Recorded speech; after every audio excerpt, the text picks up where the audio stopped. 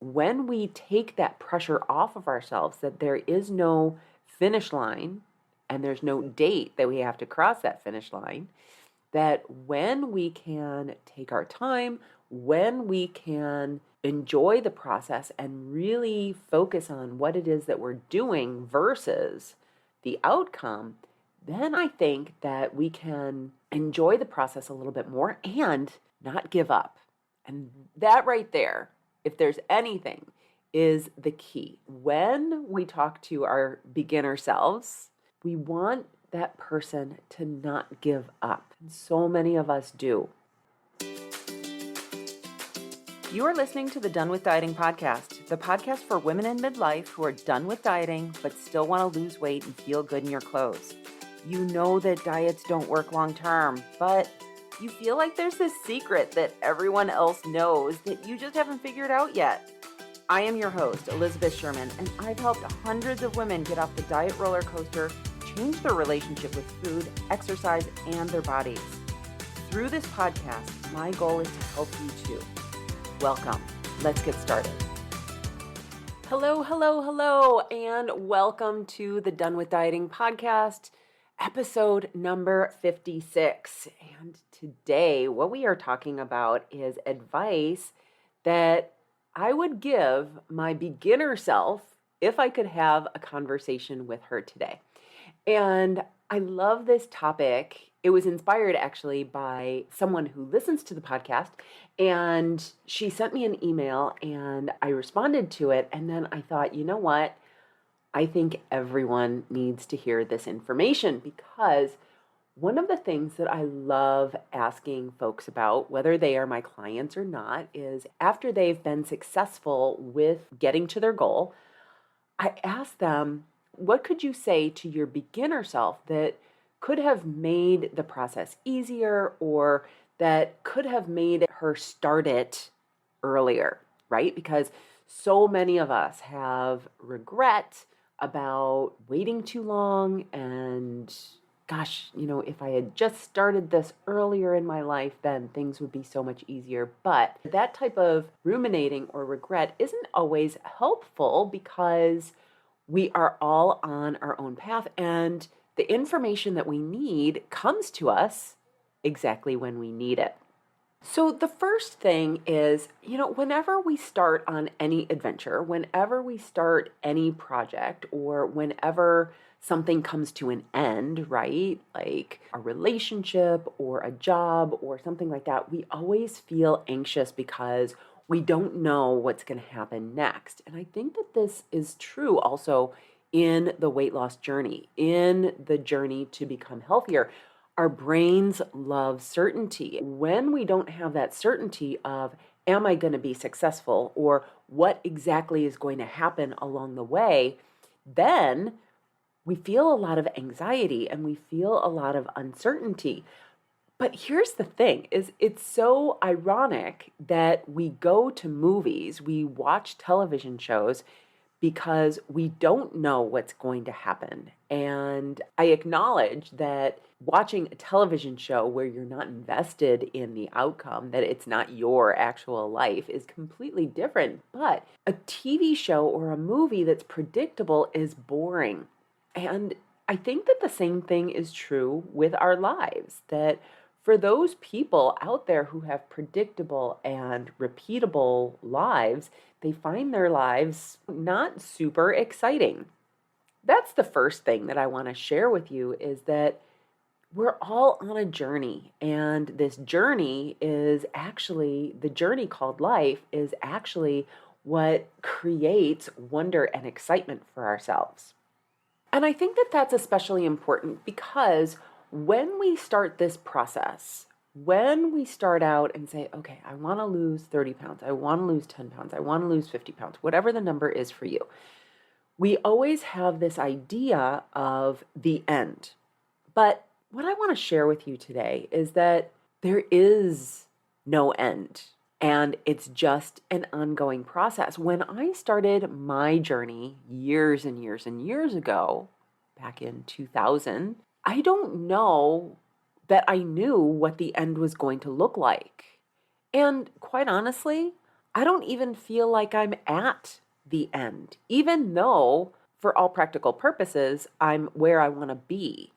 But I know that there's still growth available to me. I know that there's still learning. I know that there's still more that I can do as far as my health goes, as far as accomplishments go, as far as anything that I want to do towards my life. I think that that's the first piece, is understanding that there is no end goal, that everything that we do when it comes to health, everything that we do is just part of the journey. And if you can look at this whole process as a journey, as something that there isn't a finish line that you have to cross over, then I think what happens is when we take that pressure off of ourselves, that there is no finish line and there's no date that we have to cross that finish line, that when we can take our time,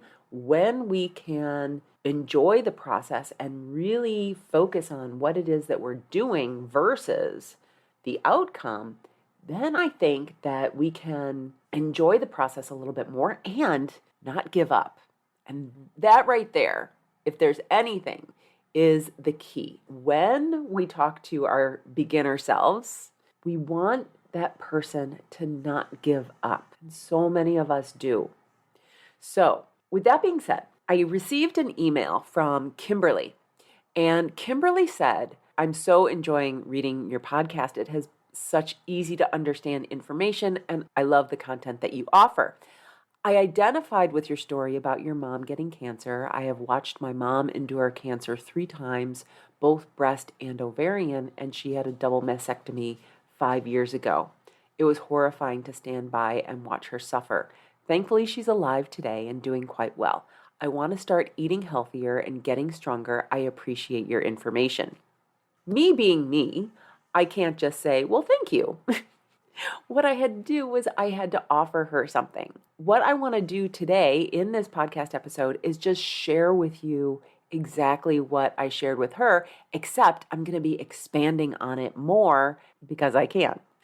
So the first thing is, if I was talking to the beginner Elizabeth, here's the information that I would share with her. First, there aren't any shortcuts. When I look back at my journey, I went through a whole process where I was buying tons of supplements, I was doing all of the fad diets, and I was looking for this magic pill. I remember going to the grocery store and pulling all of the magazines, Health Magazine and Eating Well and Women's Health and all of the magazines, just trying to pour through them, looking for that magic pill that was going to make the difference in making weight loss easy for me. I wanted it to happen immediately, and I wanted to take shortcuts. I still wanted to overeat brownies and at the same time lose weight.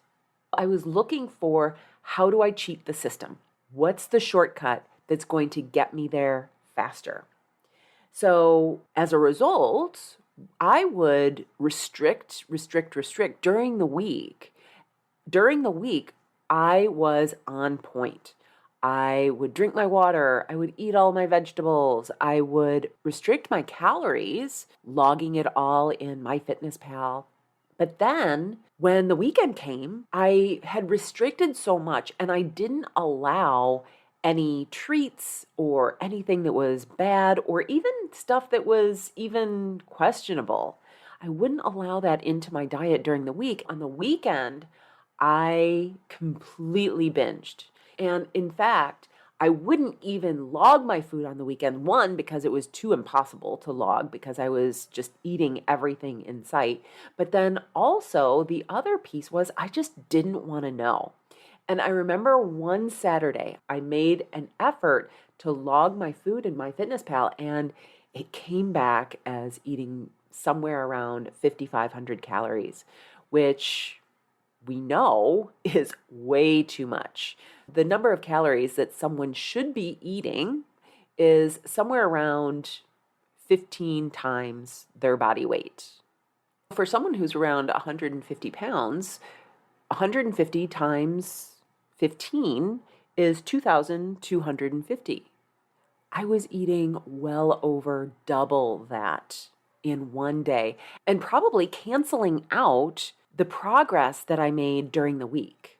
I took diet pills like Ally, and do you remember that fat substitute that they used to make and put in potato chips and other high-fat foods called Olestra? I was fascinated with that stuff, but that was such a horrible product, right? Because if you overate that food, what would happen is you would get diarrhea, and it was just a terrible, terrible thing that we were doing to our bodies, right? But it was the allure of, oh, if you take this supplement, or oh, if you eat this food, it's actually going to burn calories for you, right? Not buying into all of that negative marketing hype that's telling you that there's a shortcut, because quite honestly, there isn't. Okay, so that's my first piece of advice that I would give to my beginner self is there aren't any shortcuts. The second thing that I would tell her is you are going to fail. And that may sound very negative, okay, because no one wants to fail, right? However, and if you've listened to this podcast before, you've heard me say this, that one of the things that we really need to do is we need to desensitize ourselves to the process of failure. Whenever we are a beginner at anything, whether it's dieting, learning to speak Spanish, learning to play guitar, learning to roller skate, or any other sport, or learning how to cook, you are going to have failures. There are things that are going to happen that you just didn't know ahead of time. And the more experience you have, the better you're going to be at it. Like, think about that with cooking. I can remember some of my terrible cooking flops when I was learning how to cook. And it was just part of the process. You need to know by sight, by smell, by feel how something is supposed to look so that you know that it's actually going to turn out well, right? The same thing is true when it comes to changing our diet or exercising or whatever it is. We are going to fail. And as long as we don't use those failures as a moral failing, right? That there's nothing wrong with us. And if we can look at those failures as teaching us just what we don't know yet, then we're going to be okay. It's just a matter of how we look at that thing. In episode number 54, called Maintaining Success, I talked about how if today I woke up and my business was 10 times the size that it is today, I wouldn't know how to deal with that, because I know that on the path from where I am today to that 10x business, I'm going to be making mistakes. I'm going to be learning along the way. And the same thing is true with learning how to manage a smaller body size, or learning how to eat less, or learning how to exercise, or whatever it is that you're trying to do. When we are in the process, when we are learning, we are going to fail, and we need to learn from those failures rather than seeing those failures as examples or evidence of why we need to give up. If you can walk into this process of losing weight or learning to be healthier or creating and establishing these new habits, if I were to say to you, okay, so you are going to fail 100 times, just expect it. But on the 101st time, you are not going to fail anymore. How would that change your experience? It may give you certainty, right? Okay, so all I have to do is go out there and do this 100 times. When we can take the judgment out of the failure and we can really just look at it as, okay, what do I need to learn that I don't know yet?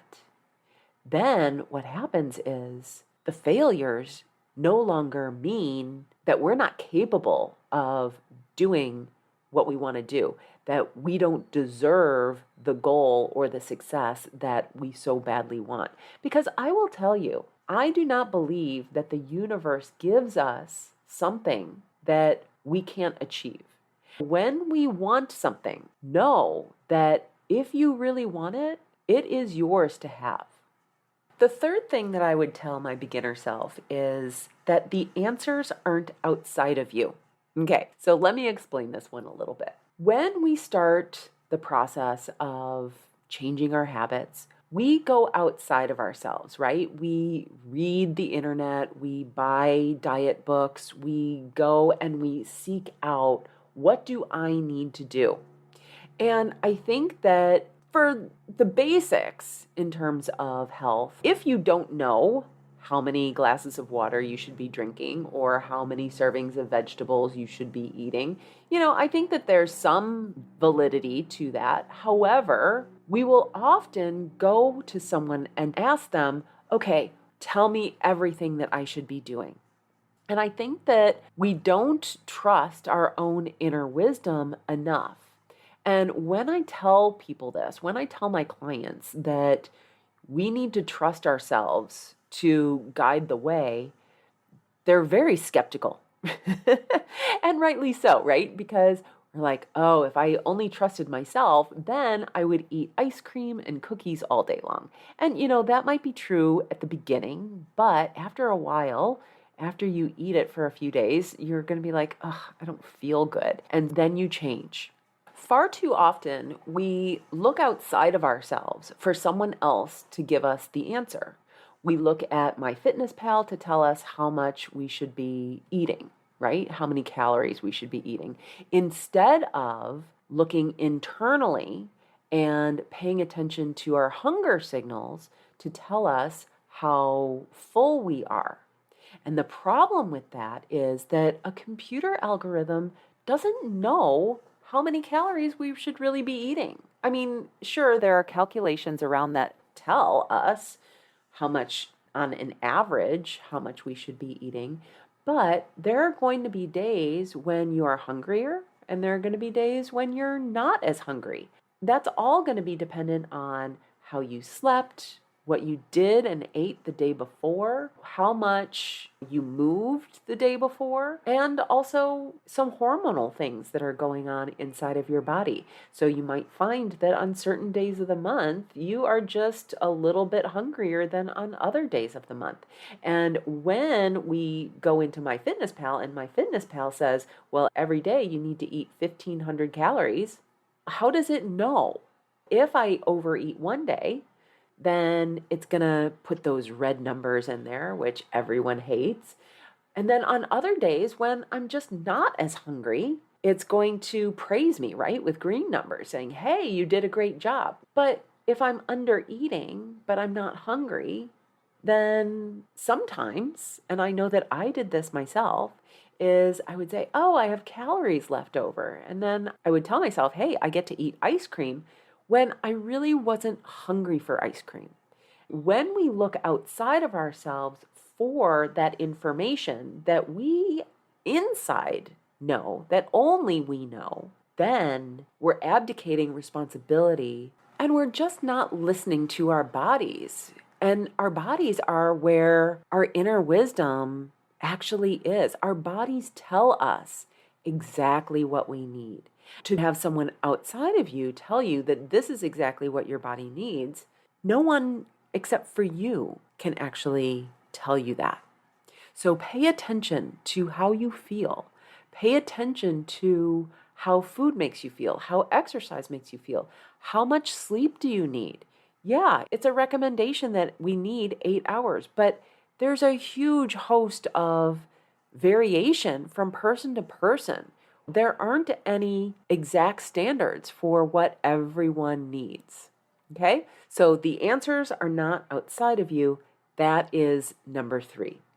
The fourth piece of advice that I would give myself is the more you can focus on behaviors versus the outcome, the better your journey will be. And I talked about this a little bit before, but I want to readdress it. Oftentimes, when we think about, I'm going to lose 30 pounds, I'm going to weigh 150 pounds, whatever the goal is, we think about what we're going to look like and we think about how we're going to feel because of that result. And what I want to suggest is that when we focus on the behaviors of what we need to do in order to get to that result, and that when we are that result, that we are going to have to be doing things on a regular basis in order to maintain that result.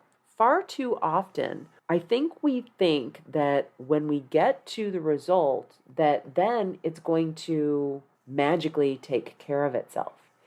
But the reason that we are the weight that we are is because of the habits, the behaviors, the things we do that actually produce us to be the result that we are, right? The more that we can focus on the actions, the more that we can focus on how we need to feel in order to do those actions, and then the more that we can focus on how we think about ourselves, how we think about the food, how we think about our bodies, how we think about that so that we can produce the feeling of feeling confident, of feeling motivated, of wanting to take care of ourselves, then those behaviors that we are all so focused on, that diets are focused on, that exercise programs are focused on, the more that we can focus on the thoughts and the feelings that then create the actions that produce the results, the more we are going to be able to maintain that once we get to the result. You know, one of the women in the Feel Good Sisterhood just recently said, I realized at some point when we were talking about it that if I could just pay attention to the behaviors instead of the outcome, that's where we really want to be focusing. And she's like, once I did that, everything else just became easier. And she said, I've lost weight since then, but it just became so much easier when I started focusing on the behaviors, the things that we're doing on a regular basis, instead of the actual goal of losing weight. And I think that this right here is a huge piece that so many of us forget, is that when we are doing the things and then we stand on the scale and the scale doesn't validate our efforts, then what happens is we get frustrated and we give up. When we can focus on doing the things that we need to do to be healthy, not to lose weight, then the body will automatically fall in line. And I can't stress this enough, that the more that we can focus on doing the things that we need to be doing in order to just be healthy, then the weight loss will come along and the more our body will right size. Okay, so that's number 4. Focus on behaviors versus the outcome, and the better your journey will be. And then the last piece of advice that I have for my beginner self is that I remember thinking that life was going to be so much better when I lost the weight. And this is something that my coach and mentor talks about a lot, is life is 50-50. Whether you are at the weight you're at right now or whether you're at the weight that you're going to be later. This is the same idea around money. If you're broke, you're going to have problems. If you have lots of money, you're going to have problems too. They are just different problems, right? When you're broke, you're trying to figure out, how do I get money so that I can pay my bills? And potentially, when you have a lot of money, you're trying to figure out, how do I invest this so that I retain the money? And it's going to be the same thing when you lose the weight. You are still going to have problems, and those problems are still going to be around food. They're still going to be around your body, and they're still going to be around exercise. It's just a matter of, how do you want to manage those problems? They're going to be just different problems, okay? Again, it's not going to be any better there than it is where you are right now. The problems that you're going to have when you get to goal and when you move past goal are just going to be different problems. And going back to number 2 is when we fail, we are learning how to manage those problems. Again, I can't say this enough, but the more that we can desensitize ourselves to the failure and understand how to work through those problems, the better off we're going to be. Okay, so just to recap, I have 5 different pieces of advice. If you are starting out right now, then those pieces of advice are, there aren't any shortcuts. I'm sorry, I really am. I wish there were shortcuts so that I could share them with you. But the real thing is go to elizabethsherman.com/habits and download the 8 basic habits. Those are your foundation for health. And if you're doing those 8 basic things, you're going to be healthier than most people you know. And that right there is the shortcut. Unfortunately, it's the basics. So there aren't any shortcuts. Number 2 is you are going to fail, and it's okay. It's expected, and get used to it. Okay. And the more that you can learn from those mistakes, the more you can learn from those failures, the better off you're going to be. Number 3, the answers aren't outside of you. The more you can pay attention to how you feel, how food makes you feel, how exercise makes you feel, and really discover what's going on with you, the better off you're going to be, because no one else knows you better than you know yourself. Number 4 is the more you can focus on the day-to-day versus the outcome, the better time you're going to have in the process. And really thinking about identity goals instead of outcome goals. So identity goals being things like, I am the type of person who doesn't overeat, or I am the type of person who enjoys exercising. So the more that we can think about who we want to be on the other side of our goal, the better off we're going to make this. And then finally, it's not better there than here. And that one, I cannot stress enough.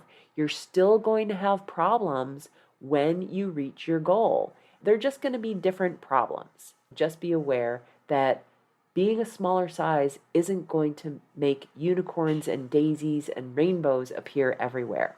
All right? That's all I have for you today. Have an amazing week, everyone, and I will see you next time. Bye-bye. Hey, thanks for listening. If you're done with dieting and would like to work with me as your coach, I'd love to invite you to reach out to myself and my team to ask about programs and pricing.